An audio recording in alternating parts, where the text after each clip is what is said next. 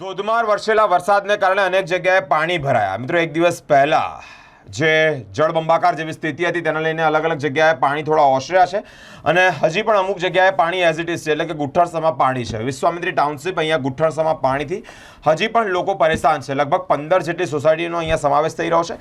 લોકોને હજી પણ આ ગુઠ્ઠરસમાં પાણીનો હાલાકીનો સામનો કરવો પડી રહ્યો છે। લગભગ દર વર્ષે વરસાદ આવે ત્યારે આ પરિસ્થિતિનું નિર્માણ વિશ્વામિત્રી ટાઉનશીપ ખાતે થતું હશે। નાગરિકોએ અનેક વખત પાલિકા અને સત્તાધીશો અને અધિકારીઓને વારંવાર રજૂઆત કરી છે।